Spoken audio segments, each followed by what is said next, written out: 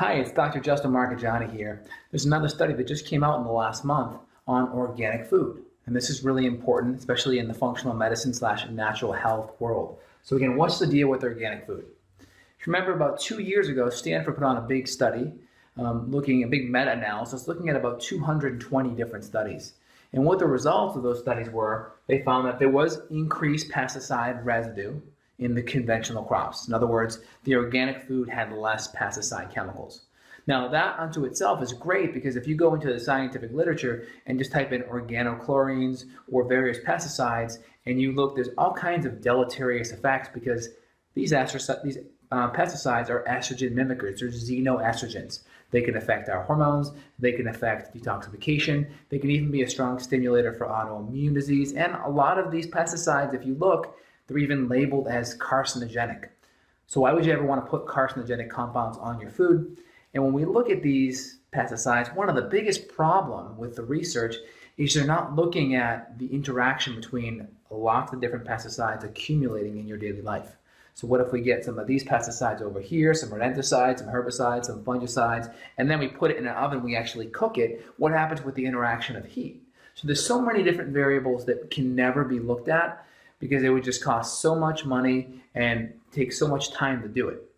But we can look at things with logic and reason and common sense and say, hey, we know there's lower residue of pesticides in these organic foods, and we know there's a lot of literature out there showing a lot of negative things regarding pesticides, cancer, infertility, hormone issues.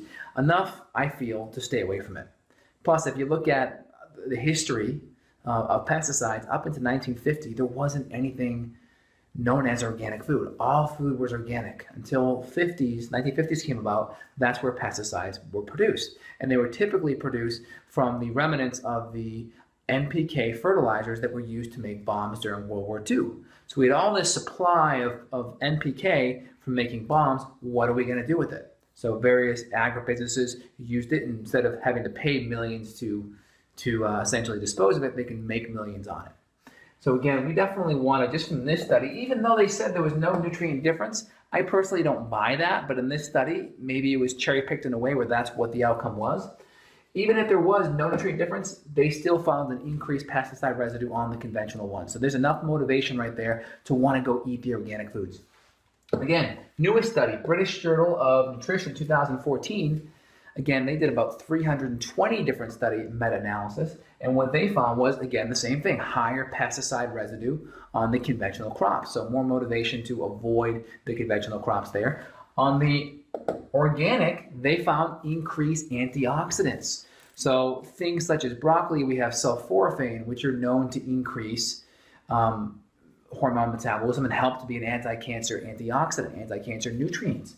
Again, bioflavonoids, polyphenols, these are all incredibly important. Science is just kind of, hitting just the tip of the spear and figuring out what some of the benefits in these polyphenol and various antioxidants are, but they help with stress and they help with reactive oxygen species, which can damage our DNA. In other words, free radicals. It helps neutralize and quench free radicals. So again, we have some benefits. We have decreased pesticides, we have increased antioxidants, and one last important thing, they also found increased heavy metals in the conventional. They found cadmium. And again, this is really important because cadmium, if you just go into PubMed and you just Google cadmium and thyroid, or cadmium and adrenals, cadmium is very, very bad for the thyroid gland. It can affect iodine absorption. It can be a big stress on the body, and it can also affect the adrenals. So there's a thyroid-adrenal connection here. And I think this alone is excellent to know because increased antioxidants, well, that's even better. And the fact that we're avoiding these heavy metals that can affect our thyroid and our adrenals, that's important. So again, my recommendations are, 1, eat organic. Not all organic is created equal. If you go to Walmart and you're eating organic that maybe is to a lower standard than your local farmer would in your town, there's a difference. If you're eating organic that's 5 or 6 days old versus maybe a locally produced conventional product, you may actually have better value in the conventional product that's local. Again, you'll still have less pesticides, but you may actually have more nutrients. So you have to look at nutrients with a grain of salt, right? Old organic produce may not have as much nutrition as fresh conventional produce, but you're still going to have less pesticides.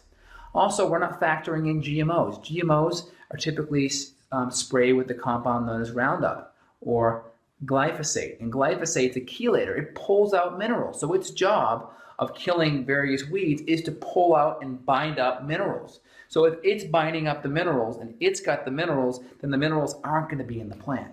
So we know that GM crops, more than likely by the Roundup glyphosate mechanism, are already going to have less minerals. So again, we're not even counting in GMOs there. We're not even counting in our local produce. So my recommendation is try to eat as local as possible. Some Whole Foods and organic grocery stores do take in local produce, so the more local the better. If you can't get local or you can't get fresh food, frozen is always a good second. Just make sure it's decently local, not coming in from other countries that may have lower organic standards.